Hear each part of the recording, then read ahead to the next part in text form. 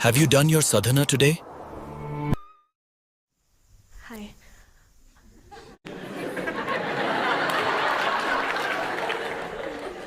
That's okay. If I'm a performing artist, I'm sorry? if I'm a performing artist, Performing artist. yeah, and does your training and your practice and your craft count as sadhana? And if yes, is that enough? Does what count as sadhana?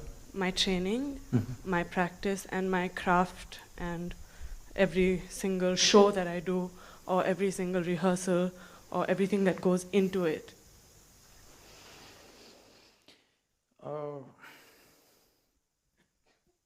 What kind of performing artist? I'm an actor. Okay. So as you said, it's an act. See, anything that you do with great involvement does something to you, all right? But there is a difference between doing an inward focused sadhana and an outward sadhana. It's not just for an actor. A manager can use his work as sadhana, a gardener can use his work as sadhana. Anybody who's doing whatever with absolute involvement, they can use it as a process of growth. But there is a distinct difference between doing external activity as sadhana and internal process as sadhana. What is the difference? External activity as sadhana is useful because you can do it throughout the day. And of course, you have to do some activity. Making that also into your process of growth is important. But the reason for internal sadhana, which has nothing to do with the outside, is to create that inner space within you. Because your outside sadhana is subject to results, you can't help it. Suppose in the middle of your act you forgot your dialogue. You can't say, this is my sadhana, I forgot and it's fine, I'll still enjoy and grow. No, you will be demolished on that day, isn't it? So your outside sadhana is subject to a certain level of performance and result and appreciation and monetary returns and everything. But still it can be useful, it can be working for your well-being if you're doing it with absolute involvement. If there is involvement in anything, just your breathing, if you're absolutely involved, this will become your sadhana. You're walking, you're acting, you're anything.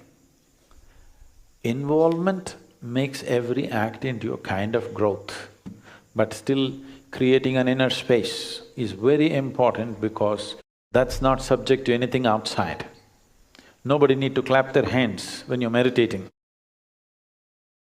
Yes, you do your kriya, you're not expecting somebody to appreciate you at the end of it. It is not subject to any external reality and that's very important. That at least one aspect of your life is like this, it is not subject to anybody's appreciation or approval or whatever, but still you do it with absolute involvement. There are other dimensions to it. Apart from that, for you as a person to do something which has nothing to do with anybody around you is an important act that you have to perform every day. It's very important. So if you do that well, it'll be very easy to make your life's activity into your sadhana. If this inner space is not there, life's activity can slowly catch you up in such a way that for a lot of people, the professions and whatever else they started with great passion, after some time it's killing them. It is. Well, most people on the planet, isn't it? Simply because there is no inner space. So all this I'm not an expert in these things, but I remember this because of something that came my way once. All this in one single sentence was uttered by Krishna. He said, Yogastaha Kuru Karmani. It simply means, first establish yourself within you, then act. Then no action is a problem. You can fight a war, you can act, you can be a priest in the temple, you can cook, you can sweep, it doesn't matter what you do. But first establish yourself and do whatever you want. He's not restricting your action. He's saying, do whatever you want, whatever is needed you do, but first establish yourself within yourself. Otherwise, you're using external activity to make yourself who you are, which will be disastrous. Establish who you are, then act, no problem. But if you're using your activity to make yourself into something, if something comes in your way which doesn't allow you to become that, you will be destroyed. So don't try to be a yogi by teaching yoga. You become a yogi, and then if people are interested, we will teach, otherwise we'll just close our eyes and sit.